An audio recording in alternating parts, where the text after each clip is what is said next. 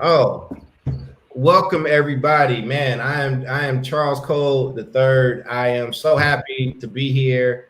It is politics season. It is school board race season, and I happen to be on this good Power to Families team. You know, that pack that people keep talking about billionaires and stuff with, even though I don't kick it with none of those billionaires.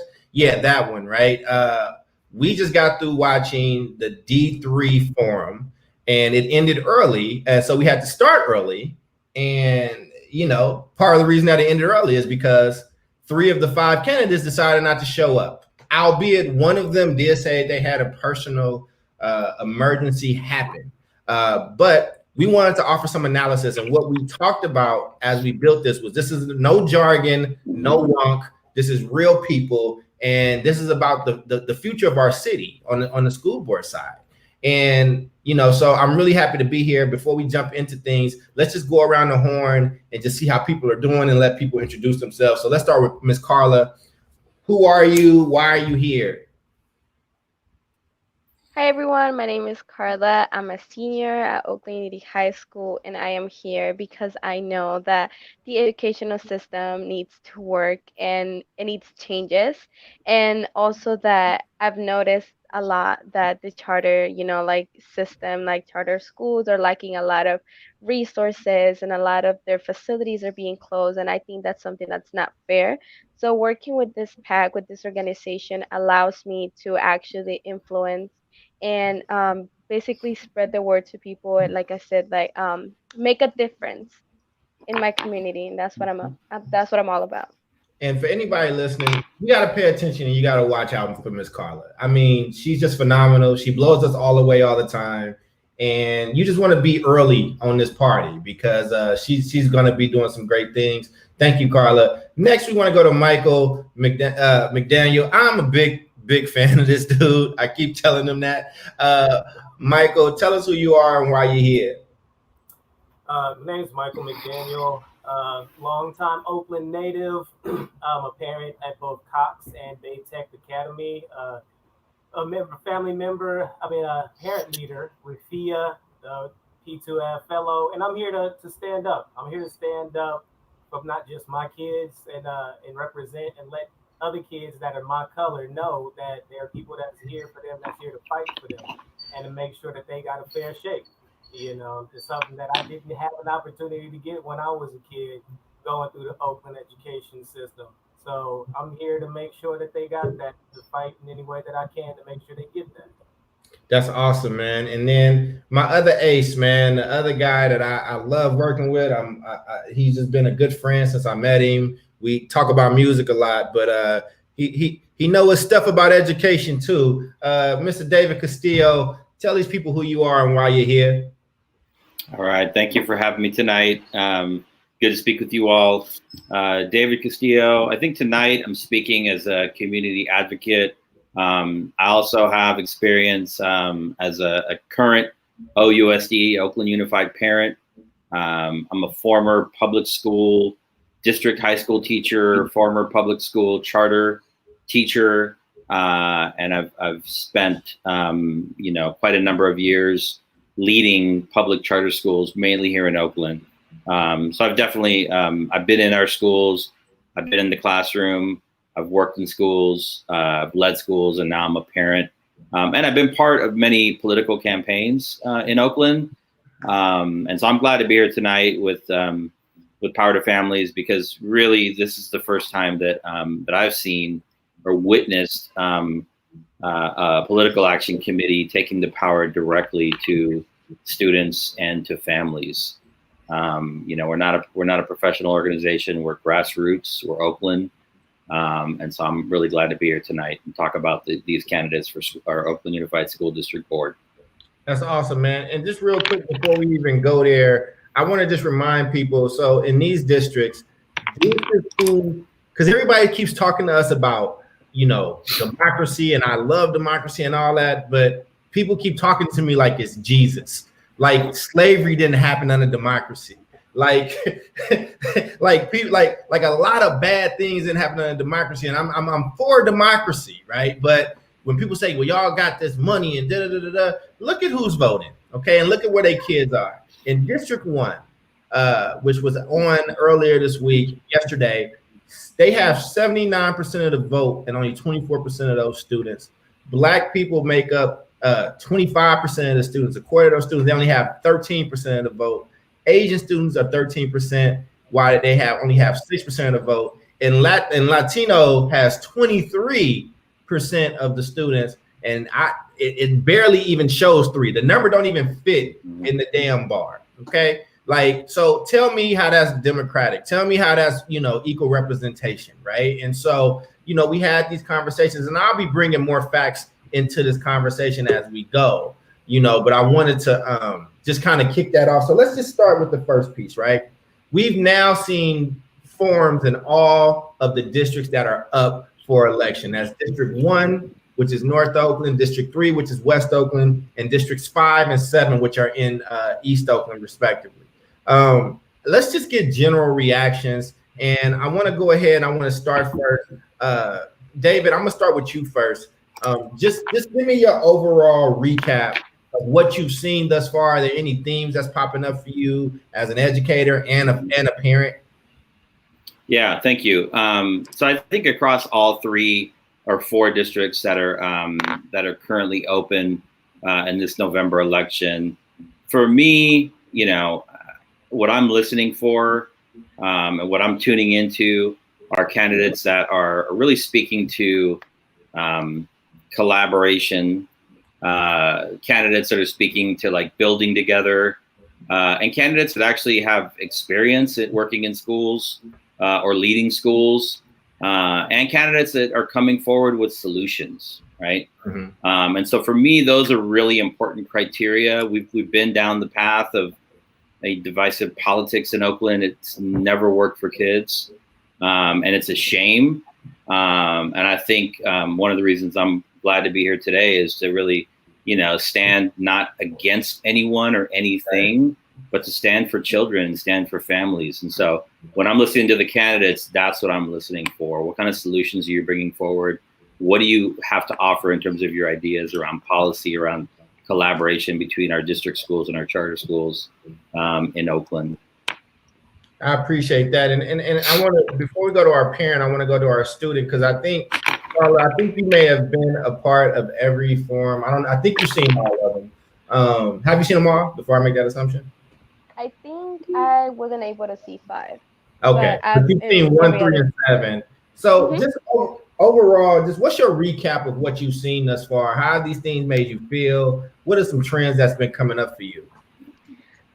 What I'm noticing a lot is that the candidates are really making it about public versus charter schools, which I think it's really ridiculous. I would say that because it's about the students, it's about the people. And they are creating divisions within the people for saying, you know, you can vote for me because I don't support this, or you can vote for me because I support this. And in reality, it's just unison that can really bring changes into our community. And I'm seeing a lot too that a lot of these candidates are I feel like their genuine like motives are the people and change for the people, and help Oakland kids get better opportunities, better resources, and things like that. But there's just a few little things that just happen or that they say that make the people kind of doubt who they are, and that's kind of what happened tonight. That I was just completely like disappointed with the candidates that showed up at the forum, because I don't think that really showed that they're there for the people. Mm-hmm.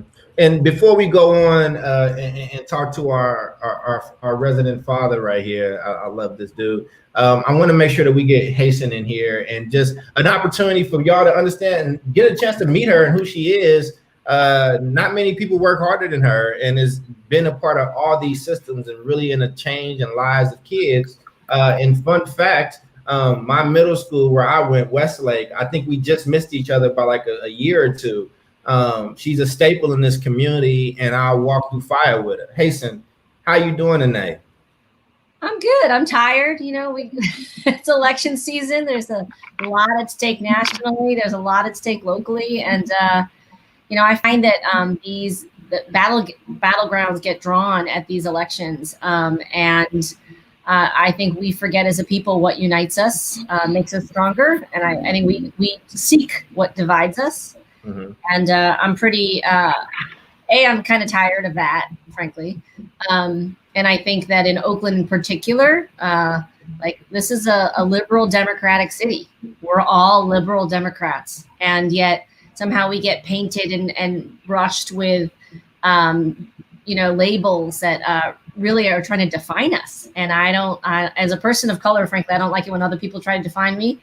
As a woman, I don't like it when other people try to define me. But I think there's a lot of you took that money, so you must be this, or you're rolling with that person, so you must be that, or you run a charter network, so you must be this, and that makes me tired. So what does energize me is all you beautiful people, and I think the Power to Families leaders have been it's been great to just be around parent and youth voices. It's always been my favorite part of being an educator, and it's been both healing, frankly, from a really rough year, and energizing. So thank you. Well, Hasten, I appreciate that. And before we go to you, Mike, I want to just Hasten touched on something about, oh, you must be this and democracy and billionaires and all this stuff. Again, that narrative don't do nothing to me, and these cats can't define me if they try. But let's talk about that democracy one more time, because look at District 3, right? What do you see? White people have 14% of the kids in District 3, but 53% of the vote, okay? So when you talk to me about what's fair and you talk to me about what democracy is, right, it's supposed to be equal representation. You know what I'm saying? This is almost less than, it feels like less than when I was considered 3/5 of a man, but we're not gonna even go there. You know what I mean? We talk about democracy. Oh, that also happened under democracy, by the way. But Black people have 30% of the students there. 48% of the students there and 30% of the vote. While Asians have 6% of the students there and 12% of the vote, and Latino again is getting the short end of the stick by having a quarter of all the students in D3, but only 5% of the vote in representation, right? So tell us again how us trying to speak up for these families and with these families and doing it actually with these people is an affront to democracy. It's a problem for me. So Hasten, thank you for all your work and your contribution. And I'm looking forward to a good discussion as we kind of go through this tonight. Let's go to you, Mike, because you're looking at this stuff. I know you've been super active, man. What has been your general take over all the forums thus far? You know what? Honestly, the biggest takeaway that I've had has been misinformation. I have been kind of blown away about the people you could tell who's got an agenda, and only a political one, because they're only speaking to the values of the voters in the district, not the actual people that they need to service. Mm-hmm. They'll talk all day and all day long, and that's why they want to make this argument about, it's public schools versus charter. Hey guys, public schools and charter schools are the same thing. Charter schools are public schools. These are all public school students that you're depriving of, and if they but the people that live in the hills, the people that have the money, the people that actually are going out to the polls are the ones that they servicing. I've been mad. There's been a few people that are super on our side, but then there's been far too many people where you're talking about how charter schools are taking money. You're talking about how, they're private institutions, how they don't service any of the, educationally disadvantaged kids with IEPs and, special needs kids, when that's one of the main focuses of charter schools, and how to do it differently and better than district schools have been doing. So it's been frustrating at times. It's been hopeful and inspiring at times, because there's been people that, and much like David said, I'm fine with it if you're supposedly on this side, as long as you're being equal across the board, that everybody gets what they need. I'm not necessarily just hung up on, okay, I have to be this way then. No. If you can fix the problem and all the kids across Oakland can get a great education district, let's do it. I appreciate that, man. And one of the things I want to just point out as we get into this, is this is local politics. This isn't the national thing where there's factions and it's like Democrat, like for the most part, most of us are the same party. Most of us are definitely not a Trump person or whatever, right? And like many of the people that I disagree with are my friends. Like I actually like I know and I care about, you know what I mean? And Mona, thank you for your question. And Mona, like for instance, like we don't always agree on things. I had somebody close to me die recently, a mentor of mine. And like she checked on me because Oakland is a really small community. As somebody who was born in Chicago, where there's 3 million people, and Oakland has like around 300 something thousand people, right? Like it's very small, tight knit community, right? So I'm going to root for whomever because this is about our kids. It's not about us, right? Like if the candidate I want to win doesn't win, I'm going to push and support those people the same way. And the same way of people that I voted for last time that won, I push them as well, right? So we need to kind of have these conversations in a community way. That's why I try not to be disrespectful. And for the most part, people don't disrespect me around this, but this is something that's really interesting. And I want to just pivot to District 3 tonight because there was 5 candidates running in District 3. And I live in District 3. I went to school in District 3. I went to Lafayette and I went to Westlake. And again, just for people listening, I've never gone to a charter. I've never worked at a charter, whatever the case is. My thing is around, we haven't been doing best by kids, so you get to choose whatever you want to choose. But if you look where my time goes and my money goes, I actually put a lot of time and money into traditional schools. I do it in my alma maters. I do it at Emory High. I do it at Westlake. I do it at Lafayette, right? So, you know, I want to just make sure, but there are charter parents and students here that feel like second-class citizens, that get treated like they're outsiders, that get treated like they're stealing something. And I think we just got to get beyond that. You know what I mean? And so I just want to just lay that out. So let's go on to District 3 because I want to know what people were both, what you liked and what you didn't like about tonight. And if I'm over speaking, my apologies. David, jump in anytime because I did not want to fully host tonight because I wanted to get some stuff off because I'm from District 3. Yeah. But David, let's start there. What did you like about District 3? About the District 3 forum tonight? Okay. Yeah, I'll definitely go into that. But first, something that you said earlier resonated with me, and I think it's important for people to understand this. About 15 years ago, I was a principal of a high-performing, high-successful public charter school in East Oakland, one that Carla may currently attend. When we had a school board representative visit us, and he was frustrated because this is District 6, so you can do the math. He was frustrated because we were doing well, our kids were succeeding, and kids in the district in that area weren't. And he said that he said, I'm going to shut you down. And I said, what do you mean you're going to shut us down? He's like, we're going to learn what you're doing well, and we're going to bring it back to OUSD, and we won't need a unity anymore. And I'm like, I'm fine with that. As long as we have good schools that kids can attend, and they're successful, and they're safe, and they're going to college, I don't care what kind of school it is. So I want to set that up front. I mean, I told that to him, and it never happened, obviously. But when I'm thinking about these candidates, I think for District 3, 2 things around the candidates. I think it's a general awareness, especially given the moment that we're in, around our reading crisis in Oakland. Mm-hmm. So do these candidates, were Maya and Mark able to bring forward ideas and an awareness that we have a reading crisis and that our school district does not have an adopted literacy curriculum? Mm-hmm. That's a problem, right? And so can you name that, and can you offer that as a policy suggestion going forward?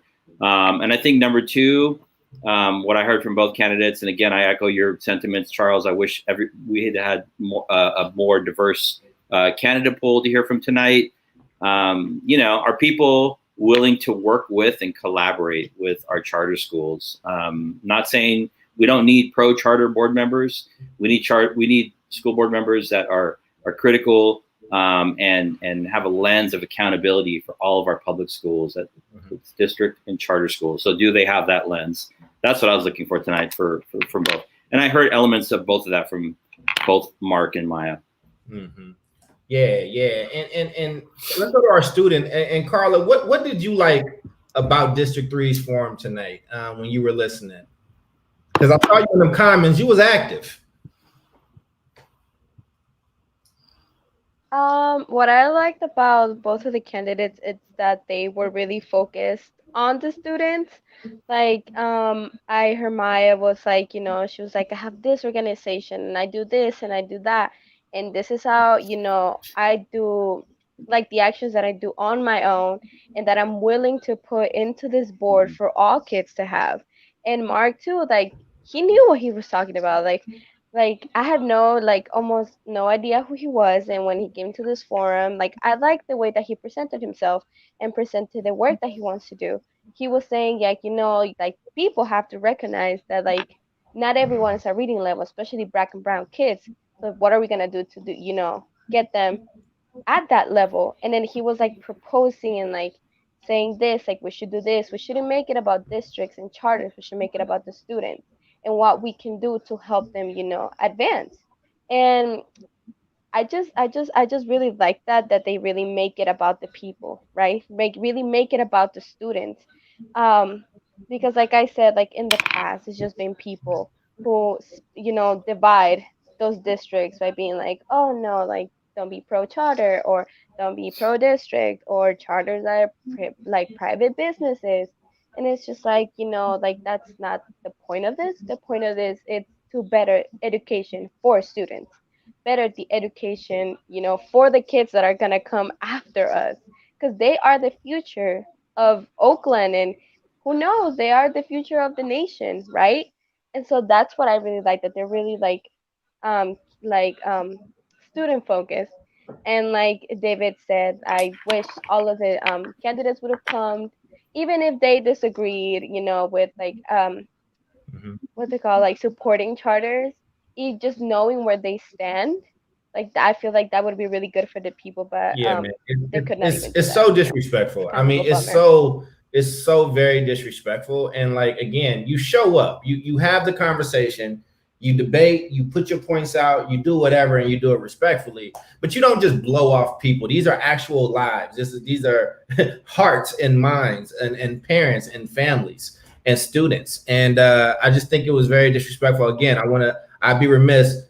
There were 5 candidates were supposed to be there tonight. 2 showed up. 2 just did not respond. And Van Cedric did RSVP, but he had a personal issue happen. So again, I'm not talking about him. I'm not like, I don't, and I hope everything is okay again, because even if I don't agree with you, you are an Oaklander, you are a human, and I want to make sure that we, that we respect you as such. You feel me? So, Mike, what were your thoughts on D3s tonight? What did you like? What stood out for you?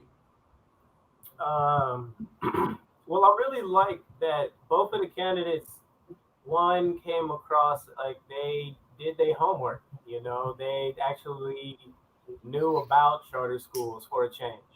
They actually knew what they were talking about. And another thing was that one thing that not a lot of other candidates have had throughout, some portions of the forum, was they actually had decisive plans. Like they had, like, we're gonna do this, we're gonna do that, and I thought that was pretty cool. I like that and appreciated that they, that was another part of what that they brought to the table. Mm-hmm. Hasten, to you got a chance to see all of the forums for the most part, but we talk about District 3 right now. What did you like about tonight? You're muted. I mean, you're saying some amazing things. It was poetic. It was Shakespearean. I just missed it. You missed the best of it. You missed the best. We're never going to be able to get it again. We'll never get it back.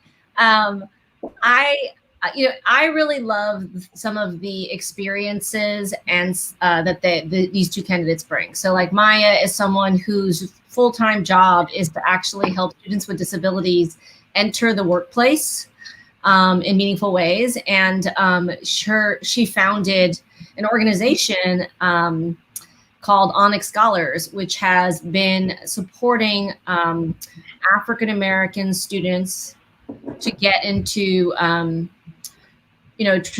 historically Black colleges. And there are a slew of Black scholars from Oakland and Richmond who have, as a result of her work, been able to access college. And so for me, those 2 things speak to her commitment to sort of, repeat what Carla said, like this is what she does, like when she's not running for school board, this is the passion she brings. I think we're all very clear that we want someone who's got a story of equity in their experience. Like, what have you done? How have you acted? What's your, if you're doing a job interview, you'd want to know that the candidate actually had some outcomes that you could look at, had actually delivered on achieving some equitable outcomes for kids who've traditionally been underserved in the city of Oakland, right? So she brings that. I think I like that. I'm always about educators on the school board. I'm a little often aghast when I'm listening to school board meetings and school board members say stuff that you're like, do you even know what literacy looks like? Do you know how does one teach reading and why structured literacy matters? And so do you really need the NAACP to come over here and slap you around for you to decide children should learn how to read? Or do you just know that because you've been an educator and you've been in that classroom where the baby comes into third grade and can't write or read his name, and that's a tragedy? And I feel like Mark brings this, experience as a teacher, which I'm all about the educators on the board. And I also appreciate that he's someone who has been running for a really long time, decided a long time ago he's going to run. He's very, very committed to the larger picture in the city of Oakland. He's someone who has done research on the finances and studies every single board report and seems to be really invested in being thoughtful. And I think that's what we want. We don't want pro-charter, anti-charter. We want very thoughtful people who come to board meetings prepared, having done the research, and can listen to different perspectives and look big picture and guide the ship, the very, very, very large ship that is Oakland Unified, and the 60,000 students that are served across the city in public schools, district and charter. Yeah, and I wanted to, we have a comment, and I wanted to respect it and put it up there, and I'll go into my answer as well. And again, I know Miss Mona, we don't always agree, but we've always been really respectful, and I actually do care about her a lot because, like, we've checked on each other. And again, when I was going through a really rough time just a few months ago, she checked in on me. I was really messed up about my mentor, so I want to read her comment. She said she watched the D5, and this group, basically this pro-charter group, went really hard against the sole pro-public school candidate. It wasn't balanced at all. And charter schools are a big part of creating division. Mr. Castillo does this regularly on social media, as a matter of fact. And I'll let David answer on his own after I give my response. And she said maybe that's why the candidates chose not to attend. Let me just be clear about something. And one, Ms. Mona, I would love anytime you can hit me on the DM. If you want, you and I can even just me and you can have just a civil conversation around this stuff. I actually do want to show with a pro-charter and a pro-traditional whatever person where they actually are civilized and having conversations and debates. Here's what I feel, and you all should know where I stand in. I'm not in love with any system. I'm not in love with charter schools, traditional schools, private schools, or whatever, because I'm Black. I'm a Black boy. Like, I grew up in nothing but traditional schools. I was mistreated in those schools. I was told that I would be a thug in those schools, or whatever the case is. And then instead of acknowledging what happened to me, what unions did is they said, well, now charters are the problem. Well, no. When I was at Lafayette and Westlake, there were no charters, right? And I will say, part of the reason why maybe what happened in District 5, and I'm not going to explain anything away from adults and people or whatever the case is, but when you tell me that my school doesn't serve special ed kids, when we have special ed parents in this pack and in this group that told their story about what they're getting, it's like, yo, like, that's an issue. The other thing is, I started my career as a social worker. Part of my job was working with special needs kids and families. One of the biggest things we did, OUSD had to pay out so many lawsuits that we had to kind of go with around how kids in special ed were treated, right?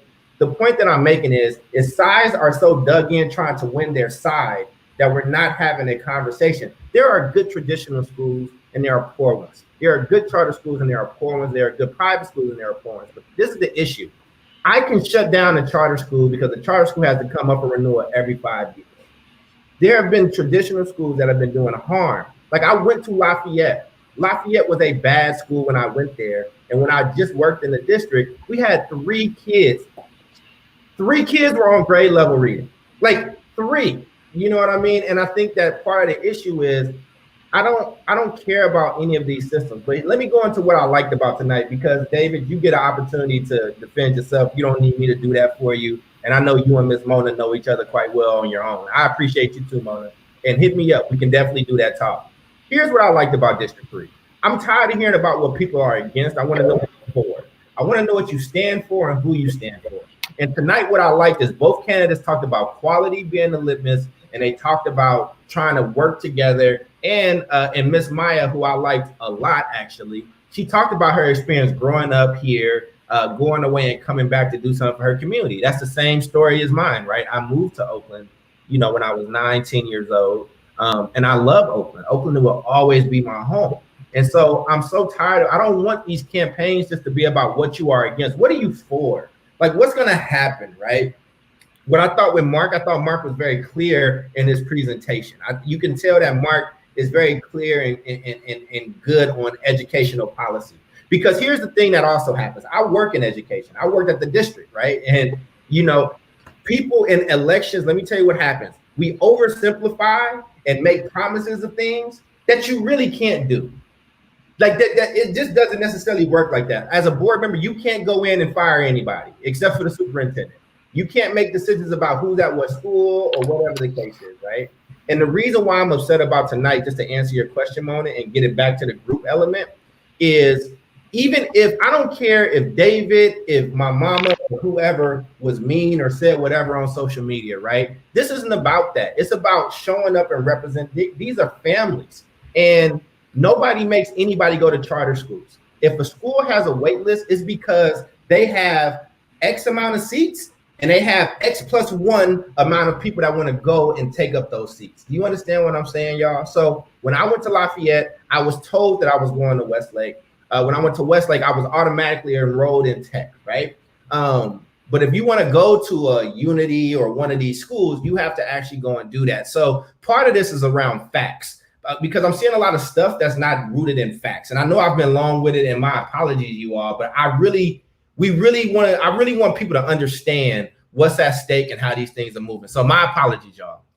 Sorry. David, I will give it to you though, because your name was brought up and I would want a chance to be able to respond.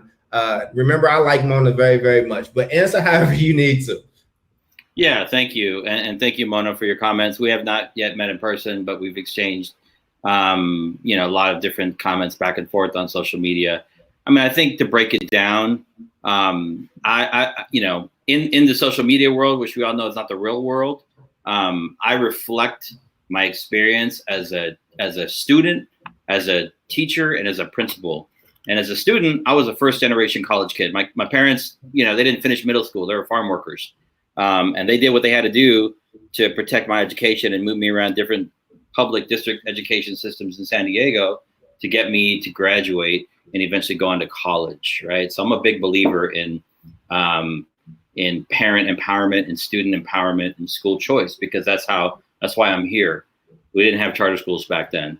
Fast forward many years, most of the success that I've seen in Oakland has been in my experience in public charter schools. And I think for me, being one of the more present, louder, clear, data-informed voices in social media, I'm like the guy, I'm attacked, whatever. And I'm okay with that, because I know what my experience has been over the last 20 years. I know how many kids a little school like Unity has sent to college and transformed their lives, their families, their communities, the Aspires, the KIPS. And I also, on my way out of public education, I spent a year on the Castlemont campus, and that wasn't pretty. My first year, 20 years ago, coming into public education was at Havens Court, and that wasn't pretty. So I have real stories in both sectors. I'm less concerned about the social media commentary. What I'm more concerned with is, I have no problem, and I have 100% pride in being the voice, in raising the voice and elevating the voice of the 16,000 students and families that choose to attend public charter schools in Oakland, right? Who have been voiceless and who have been othered, who have been spoken down to by a whole bunch of people. And I've never put up with it, and I'm never going to put up with it. So, that's the long answer to a short question. But I'm definitely happy to sit down and have coffee once this COVID thing breaks down. I think going back to the candidates, You know, what I see in District 7 with Dr. Thompson, what I see in District 5 with Leroy Gaines, what I see in District 1 with Austin, and District 3 with Maya and Mark are teachers, our educators, people that have done the work in our schools, people that understand that public schools serve all kids, both public district and public charter, and that our kids all live in the same neighborhoods and play in the same neighborhoods. And they're not about division. They're not about divisiveness. They're about one Oakland. They have experience in classrooms. They have experience running schools, running programs. They have experience in management. And that's really what we need on the school board right now. So, so again, I'll stand my ground. I'm happy to be an advocate for the 16,000 kids in charter schools in Oakland. I always will be, because I've seen the magic and the transformation that's possible there. Mm-hmm. Hasten, I know you wanted to jump in there. Yeah, I appreciate that it has become. I appreciate her Mona's comment that it's become very polarized. I agree, it's become very polarized. I worked for Oakland Unified School District for 15 years, and when I went to the charter sector, it was solely because I didn't think the conditions existed within the district for leaders to actually manage their resources. And I think if you can't manage your resources, I don't really know how you run a school and try to change something that is so embedded in really crappy outcomes for certain kids. I need more flexibility and more resource. So I tried the charter space. It was an experiment, and I was pretty skeptical when I went into the charter space. But I'm not tied to a means. I'm not tied to a delivery mechanism. I'm not tied to an institution. I'm tied to an outcome, which is equitable outcomes for kids. And we haven't come close to achieving it, right? And charters haven't come close to it, and the district hasn't come close to it. And Oakland as a whole hasn't come close to it. So I'm not satisfied in either sector. But I have to tell you, ever since I've gone to the charter sector, people have been really disrespectful to me.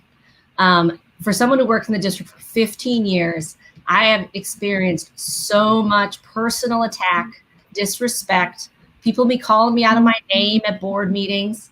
And a lot of these people don't know me. They don't know my name. They don't know what I've been through. They don't know where I've been. They don't know what I've done for kids. And they're just rude.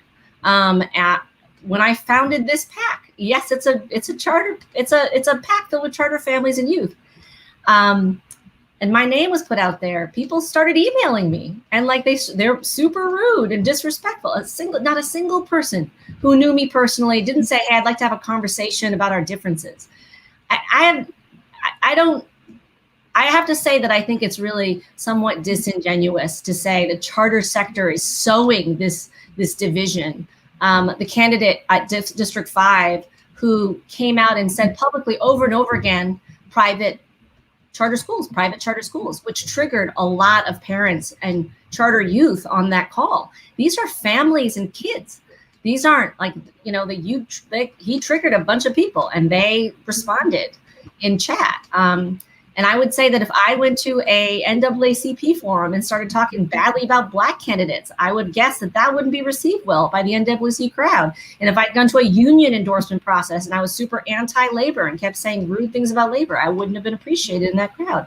So I just do think that there is, and it's something we should collectively work on. So I'm open to it. I'm excited about getting in a room and sitting with folk on all sides of the table and trying to get to a place where we all have respectful dialogue instead of disrespecting people behind their backs, calling them rude things. This has been my decade as a charter leader, and I never experienced it from the charter sector as a district leader, I have to tell you.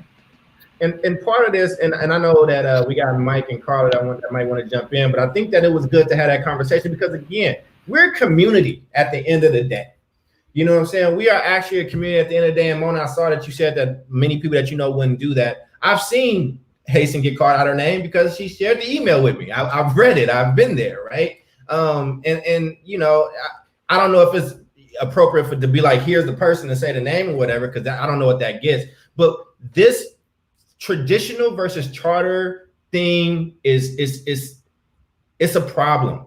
That we have so much bigger issues, and these issues we had these issues before charters were a thing. And here's the thing: people that say they love Malcolm X, right? People say that say they love Derek Bell. Well, Malcolm X said, by any means necessary.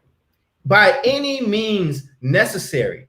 Like, my mother was threatened with jail time if she lied about the address to put me in Berkeley High because she wanted me to go to that school. That's not okay. That's just not okay. You know, and that's why I'm with these group of folks, because I don't have kids that's in a charter school. I don't work at one, right? You know what I'm saying? And I don't, the same way I wouldn't want somebody disrespecting you. And again, Jamoke is my friend who is on the board. I've watched her be disrespected over and over and over and over again. Right? You know what I mean? So, but we should be having conversations about what quality is. And what I wanted to bring in was, this is my work. This is my life's work, is around these A through G things. And just so you know, the A through G stuff started when I was a student myself, and my school was not on top of it, and I had to do it myself. And one of my best friends graduated with over a 3.0 GPA, but wasn't A through G eligible. That means if you have over 3.8 for the 3.0 for the people that's listening in California, you are promised a spot in a California State University. You're promised a spot, and he was robbed of that. And he had to go and do 2 tours in Iraq and 1 in Afghanistan, right? Like, and so when we look at these numbers, right, let's talk about being disingenuous. Tech writes about how good they are every year. People fight to get in that school. Let's talk about a tale of 2 schools in one. And I love tech. I have some of my best friends went to tech. I root for tech all the time. But if you are not white and don't have privilege and don't know how to navigate, it is a different experience. We had 2016, 17, 135 Black seniors, 118 graduating. You saw that headline, right? Because it was 87%. 53 out of 137 were eligible to go to college. 53. I went and I talked to 2,000 students across Oakland about A through G. And guess what? The charter kids didn't have to worry about it, because at Envision, 34 Black students, 32 graduated, all 32 graduated having A through G. I asked them kids if they knew what A through G was. They didn't have an idea, because their school handled it for them, right? So let's start having a real conversation, and let's be genuine about it. Real quick, Mike and Carla, I know that we've been doing a lot of talking on this side, but you've been listening, you've been absorbing. We're all Oaklanders here. Carla, we're going to start with you. What's your reaction to this conversation thus far? And you can go wherever you need to. You know, I just want to say that, you know, I appreciate the person that brought up those questions, but I will continue to say it, right. When there's a waiting list for charter schools, I think people should really question why families have the choice, right, and why they want to put their kids in those schools. For example, I would say that I would say, and I can say it's biased or whatever, doesn't matter, but it's fact. My school, all of them are literally, like, all the kids that go to my school are minorities, and all of them graduate with high GPAs and haven't meet the A through G requirement. Getting kids into schools like UC Berkeley, Stanford, USC, UCLA, all across the country, but people still want to attack the work that they do. I would forever say it too, that the OUSD system failed me. When I was in middle school, I wasn't at reading level. I barely even made it at the end of 8th grade at a reading level that could get me to high school. When I got to Unity, my teachers, I had 2 teachers that really helped me improve my reading and my writing. So now I can even say that I am eligible to apply for UCs, CSUs, and private schools. Why? Because the charter system has made me a successful student. The charter system has helped me excel the qualities, obviously, that that I have. And that is, like, not only my school, but the charter system itself is working alongside kids who are minorities to help them become eligible for schools like that. And I saw the comment where, and I think it's very unfortunate that her kid didn't learn how to read. I think it's more a problem of the school, but not the entire system to blame for. And I'm sorry if I'm calling you out. I'm just a kid, but I like to voice my opinion, and I like for people to know where I stand. So I just think that blaming the whole entire charter system isn't much fair, because it hasn't failed me, and it continues to excel all students, so much more students all throughout Oakland, including special ed kids. We talked about this with Dr. Cole the last time we did this. if a charter school is not serving special ed kids, it's illegal, right? Those schools should be closed down. But I think that all charter schools serve special ed kids. They do it at my school. I know other friends that go to charter schools where they serve special ed kids. So it's like, they serve all people and they help and they strive every day to have these people, minority, black and brown kids to be eligible for high top universities, high top colleges that can help them succeed and basically like make their dreams happen. That's kind of my thoughts on this. Thank you. Sorry if I went off, but No. yeah. I think you're fine, and I think, and I like I said, I know Mona. I think she appreciates your comments. And listen, we don't all have to fully agree, but let me just say, like, no school created in the United States will work for every single child. Mm-hmm. Not one. Not one. There might be some things that I need at a school that Carla needs something different from, right? And so, Mike, I wanted to go ahead and bring you in, but these are the type of conversations we need to have where it's not just political posturing and all that stuff and point. These are real stories, because the people that don't like charter schools want to keep it about the collective. I've seen the notes. The notes they've been sent to me, right? Like, when they start talking about personal stories, go back to the collective, right? Because these personal stories, like, they debunk a lot of those things. So I want to go ahead, Mike. I mean, for the most part, all I could do is really echo the same sentiments that you guys have already shared. I really appreciate Mona for even bringing us to this point in the conversation. I think that's what's important, is having these conversations, moving the overall agenda forward, and just like Carla said, like, it was unfortunate what happened, but we have to all be realistic, and not every school is perfect. Not every teacher in a charter school is perfect. I've had to go out of my way to make sure that I'm present every day at the charter school my kids go to. Make sure I'm having conversations with these teachers, making sure that I'm right there all along the way. Charter school or not, no matter how good the school is, no, like, it's not going to be a one size fit all, no matter where you go to, and it's just like, you have to be, that's the reality of the situation, like, yeah, you could go to this charter school, it could, put my kid through great, and your kid wouldn't have the same experience. That doesn't mean charter schools don't work, because you can still go to the data, still look at the numbers, see where charter schools outperform, just flat out outperform. We're not talking about what I like or you like. We're just talking about what the facts are. It's not about what's happened to my kid or yours. Mm-hmm. It's about what happens, totality with the school. That's what you got to look at. And that's what people that are just for this one side refuse to look at, and what I have an issue with. It's not a public versus charter. It's all one system. They do that to make sure that we can't hold our numbers like, see, look at the success next to yours. No, you guys are separate. That doesn't have nothing to do. No. Sorry. All one school system, and that's just what we have to deal with. All of it, as parents, as educators, as students. We all in this together, and it's not always going to succeed. Not everybody that goes to college gets a degree, or even they do get a degree, and guess what? It's useless. So, what's this? You go to Harvard, and you still end up living in a car. What does that say? Same thing. Mm-hmm. Go ahead, David. Go ahead and jump in. Thank you for that, Mike. So thinking about the candidates that were on the forum tonight for district. Or not just tonight, but over the last couple of weeks, what I'm listening for and what I heard. For us, David. Go make sure we get that stake in there. Go ahead. Say what? I said no. I said you're doing the right thing. I said go ahead and make sure we get that stake in the ground of who. All right, yeah. So for District 1, what Austin has to say. For District 3, what we heard from Maya and Mark.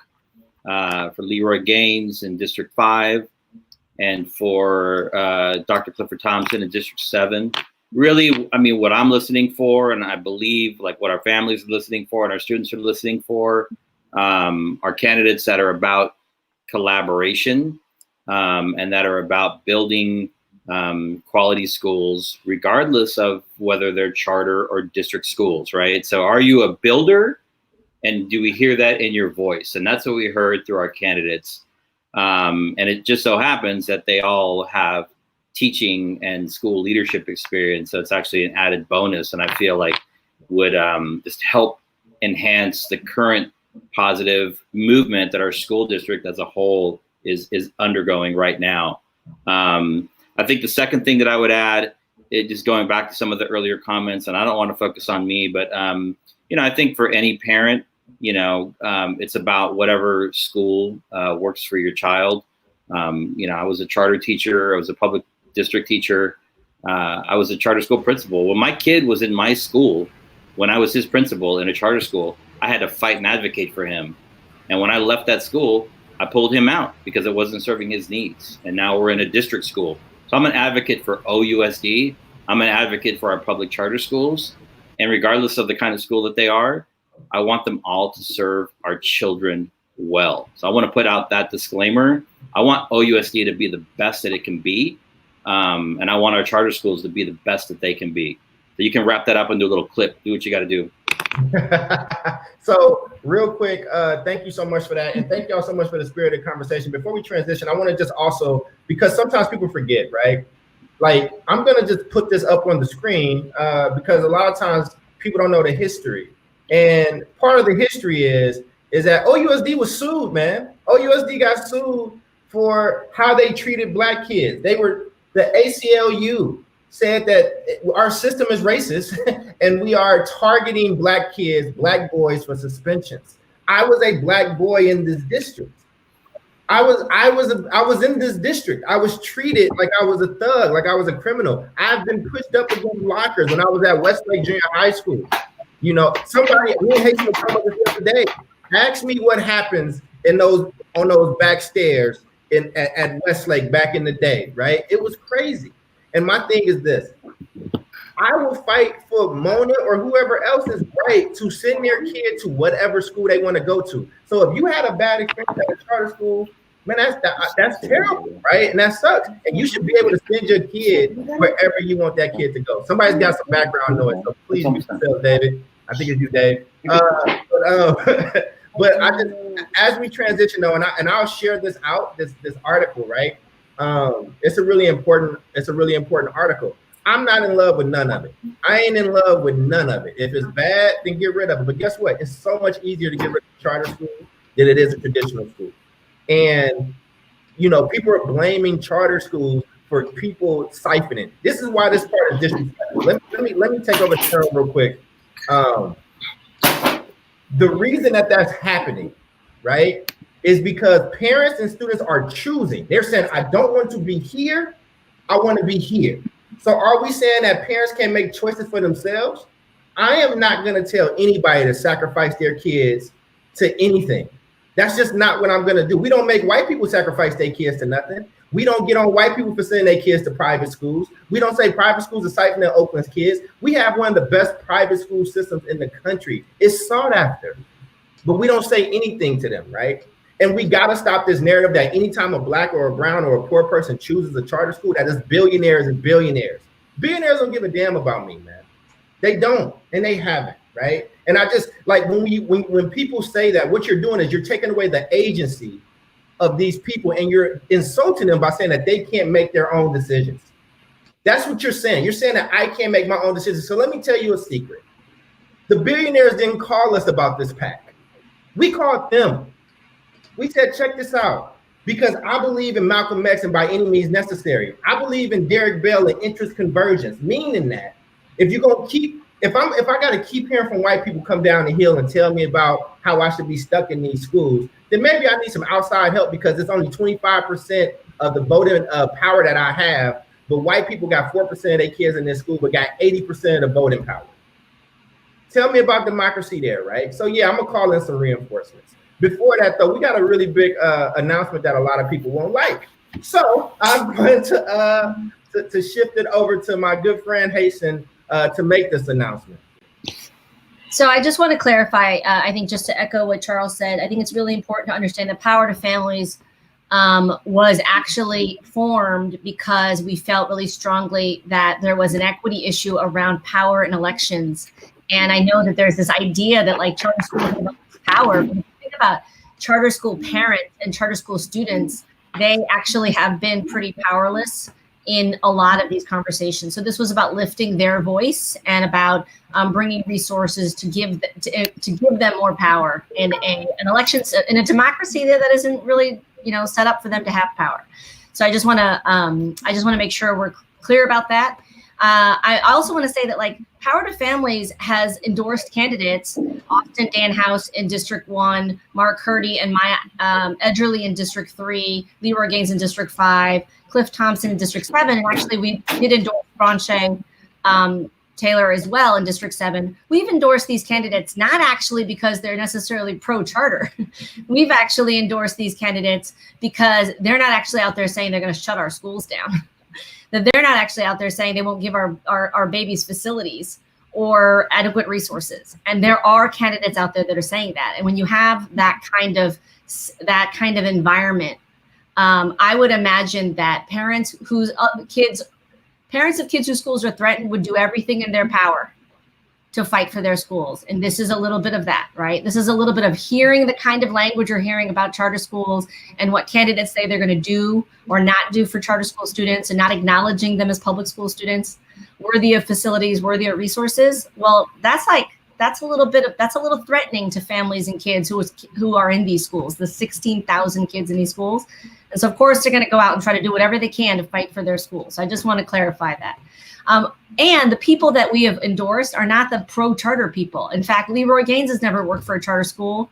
Austin Danhouse has never worked for a charter school. Mark Hurdy has never, none of them, with the exception of one or two, has actually worked for a charter school ever. And yet they're still not vehemently pro-charter. They're actually people who care about children. And so we've endorsed folks who care deeply about children. The mayor has endorsed the same candidates, not because she's pro-charter, but because she's actually about the city of Oakland.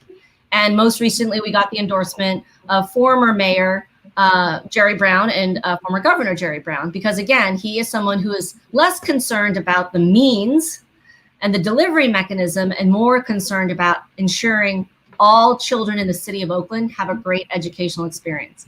So thank you, Mayor Schaaf. Thank you, Governor Brown. I think these are politicians that have endorsed our candidates because they believe kids come before politics. And I appreciate them. I appreciate you all. And yeah, thank you. I appreciate that. And as we wind down and we close out, I want to go around the horn one more time and let people have their final thoughts. But first off, before we do that, y'all have done an amazing job. Everybody that has chimed in, been a part of this conversation, whether you are agreeing or pushing the conversation or disagreeing, we thank you. Honestly, this is what I was kind of looking for in some of the forums, right? Like these type of rich conversations around it, right? So I'm going to start with Mike this time. Mike, you want to give me your final thoughts? You can go wherever you need to go. And I think it's just going to be powerful. You have the screen. I want to say, I think my final thoughts would be that throughout all of this entire process, I just really appreciated being able to really see the other side of politics, really starting to understand the motivations and why people say and do the things that they do. Just the amount of what I want to call misdirection. Like I didn't realize that all politicians are actually like junior college magicians too. They've all taken classes because their skills of misdirection are almost masterclass. Almost. There's a lot of times if you pay attention to what they're saying, they'll never actually address the issue half the time. You know, they'll just talk about what they want to distract you with. You know, oh, see, billionaires' money, that has nothing to do with the quality of education that all kids in Oakland need. You know, and I've just really appreciated the insight that I've been able to gain into this whole process and what it really takes and what it's going to take in order to fight for our kids and get them what they need going forward. You know, so I'm just tremendously proud to be a part of all of this and to be working with all of you. That's awesome, man. Thank you so much. Miss Carla, what are your final thoughts? I just wanted to say something that it kind of came to my mind was that, you know, there's an example of someone screaming at your face and calling you all these things, you know, it's not gonna be human nature for you to just stand there and take it all, right, and not say anything. So when it comes to the case of David and even myself that I've gone in Twitter threads where people are calling us out and calling me out, it's because, you know, these people are coming for what works for you, what works for me. And we were talking about, you know, if all USD schools work for you, then that's great. That's what matters, right? That your kid, it's making progress. And if charter schools are working for me, then that's great, right? It's working for me. It's like it's working for other kids. This really shouldn't be the issue about charters versus public schools, and I will forever say it. It is about the kids. It's about the students, their future, and the way the resources are laid out for them to excel their qualities, for them to be able to come, you know, become the successful That was future of beautiful. Oakland. Yeah. Yeah. Thank I'm you. sorry for whoever has to go after Carla, because she just kills it. Hasten, your turn. I just want to say that I think having been in the city for so long and having seen so many school board candidates and school board, I mean, I have mad respect for everybody who's running. Whether you, you know, like the schools that my children go to or not, like I have mad respect for anybody who is willing to step into that role. This is an enormous job because the Oakland Unified School District right now, again, for all kids, is not doing what it needs to be doing, right? If we believe education is a lever for true social justice, that's not what we're delivering in this city. And so we got work to do, and we need leaders who are willing to step up and do that work and be disruptive and ask hard questions and think outside the box and innovate. Because I think we, you know, Dirk Tillotson really wrote something about like, are we really going to go back to pre-COVID? Because pre-COVID, Black kids couldn't read, Black kids didn't get A through G, Black kids didn't actually graduate at the same rates as white kids. And so like, I don't want to go back to pre-COVID. And I think we have to like think about that. Like that's the default and status quo that our children, Black and brown children, live in the city. And we need bold outside the box thinkers on that board who have courage. You see all these political wins here. We need board members with courage, and that's who we believe we've endorsed. Absolutely. Mr. Castillo. All right. So about a year ago, I live in deep East Oakland, Foothill Square area. And one morning when I was getting ready to go to work, I saw 4 young men, 2 Latino, 2 African-American, high school students at the bus stop on MacArthur around 98th. And so, where do you go to school? They go to OMI from deep East Oakland. That's like an hour-long bus trip, right? They pass probably 10 different public schools to get there.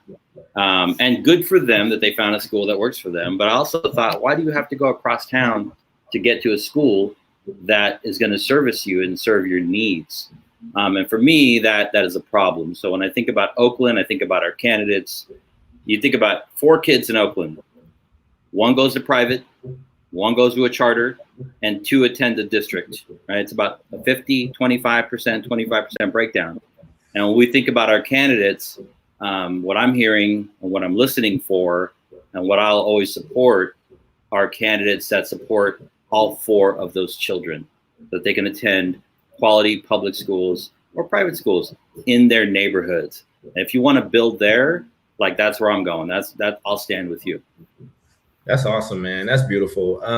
In closing for me, like, you know, this is about our city and our kids and education. This is not gang shit. This is not like, you know, I'm from Oakland, like, and I was born in Chicago. Like, kids today don't really hear, but when you used to hear, hey, yo, where you from? And you in the wrong neighborhood, like, you knew it was about to be like a problem. And I want to just say this because I'm from North Oakland. If I got caught in the bottoms in West Oakland at the wrong time and something was happening, it was a problem for me. And this is what these conversations sound like between charter versus traditional or whatever the case is. We got to stop that, man, because these are all our kids. Carla is our kid. Carla is a part of this fabric the same way the kid at Mac is a part of our fabric. And I love Mac, man. I love Mac. And anybody that's watching, go watch Last Chance U if you want to see what's happening to our students. if you want to see what's happening in our communities, man. Like, when are we going to come together and set a line and say, this is what quality is and we want quality? Like, when is that going to happen? Because we can't afford to keep playing political games with real lives. Like, we got to stop that shit, man. And I'm saying that as somebody who loves my city and who loves Oakland. I respect all of y'all. I respect everybody. And anybody that don't agree with me, if let's say one of those cats that hate charters win, I gotta root for that guy. I have to. It's not this ain't the NBA finals. This ain't like my favorite team wins and then we go have a beer and I lost a bet. When people like me don't get what they need, we die. We die. At Westlake, my best friend died going from 8th to 9th grade, and he still couldn't read.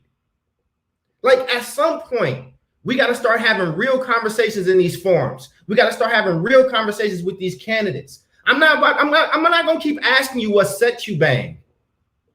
I'm not for that, man. And I want to be really honest. I'm not Dr. Cole because of OUSD. I'm Dr. Cole in spite of it. We got to end this shit, man. And so if anybody wants to have these conversations, and let's keep it going. Mona, thank you so much for joining. Ebony, Rich, Kimmy, everybody in the comments, and anybody on that other side. Because guess what? I don't even go into that Oakland group, that education Oakland group, because it's bullshit to me.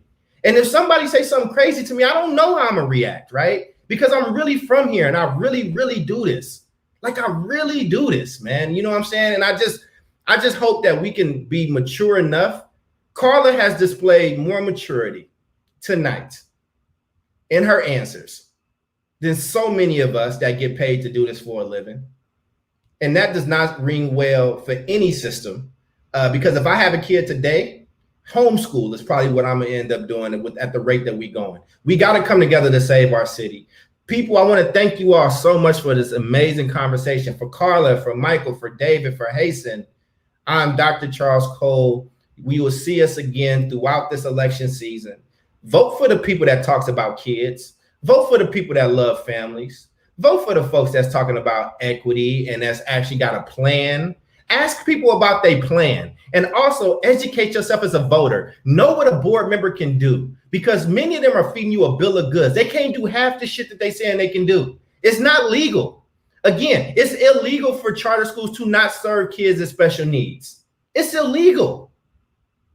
But we have helped and propped up bad schools in Oakland for a long time. Traditional schools get to be bad for 50 years. Charter schools get to be bad for 5. Let's start having some facts, man. So with that being said, Oakland, I love you. We all love you. I'm not here to fight with people. Y'all have an amazing night, and we will see you all next time. Power to families, y'all. Peace.